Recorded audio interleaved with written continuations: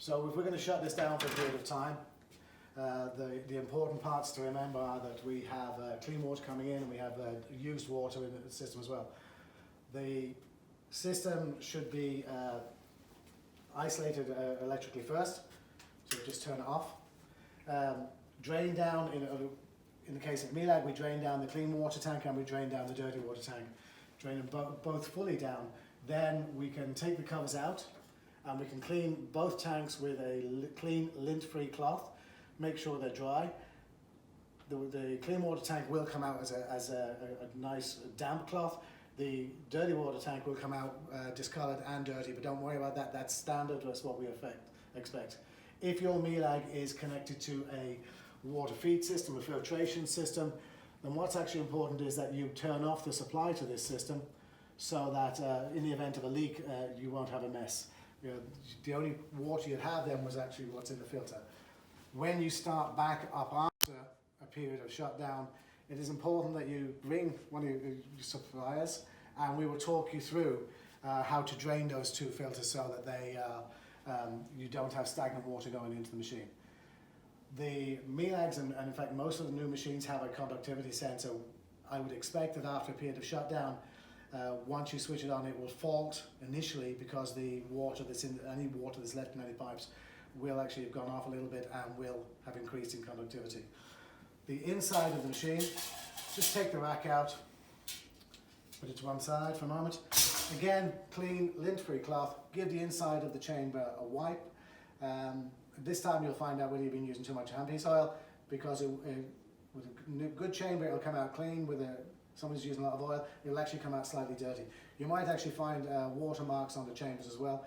Don't worry too much about them, just make sure that you clean and dry the inside of them.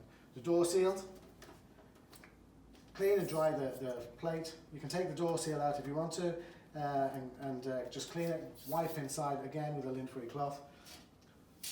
Put your furniture back inside the machine and leave the door slightly ajar.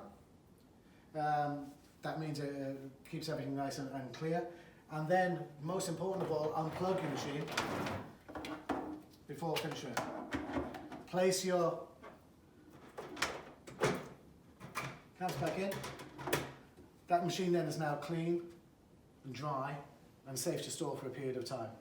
The electronic bath is a very simple piece of equipment. Most important thing to do is to drain it, get rid of the solution that you have in it, rinse and dry any furniture you have inside the machine, clean, damp, lint-free cloth and wipe the inside of the chamber, being cautious that you haven't left any burrs or anything in there. So have a look in first before you put your hand in, make sure it's safe to do so. Once that's finished, close off your drain tap and put your furniture back in. It's going to be clean and dry.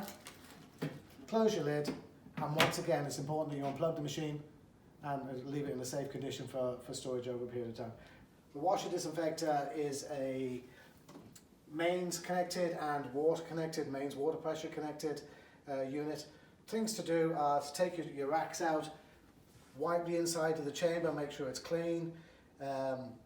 Anywhere you have a filter inside the unit, such as here, it's much like your dishwasher at home. Take the filters out, clean them, dry them, put them back into position.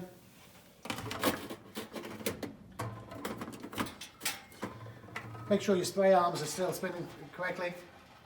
Wipe everything down, close it, and you can leave the door slightly ajar again because there will be moisture in the unit no matter what you do to it, and over a period of time that will evaporate. So if you have the door closed fully, then it's got nowhere to go. It's just going to bead inside the chamber. If you have the door slightly open, then it will allow it to evaporate out into the atmosphere. The final thing to finish off this machine is if you have access to the water points and to the electrical points for the unit, get access to them, make sure it's unplugged and make sure the water feed in the unit is turned off as well. Anything else you might have in your decontamination room, such as your examination light or any other components, a hand oiler, an automatic handpiece oiler, make sure they're disconnected from the electrics and leave them safe so that they're not going to cause you any problems. These equipments, there's nothing you can actually do to them. The handpiece oiler, apart from wiping them down and disconnecting the electrics and the air supply if it's there, also take out the oil can. Because over a period of time what happens is the oil will actually separate out and you'll forget about it when you go in, and all you'll get for the first few uses will be the gas coming through, not the oil itself. So take the oil can out and just leave it beside the machine. That will prompt you to refit it when you start practicing again. That should get your decontamination room sorted. Thanks, Sean, that was great. I think what's important is when you're going through these procedures to remind yourself what you've done. Take photographs. If you've had to move the wash disinfector out to get at the water lines, or it's usually beside the unit, then take a picture that you've done it, but note that you've done it so that you remember to undo it. So whatever procedures you're doing, you have to reverse those procedures once we come to a start-up situation.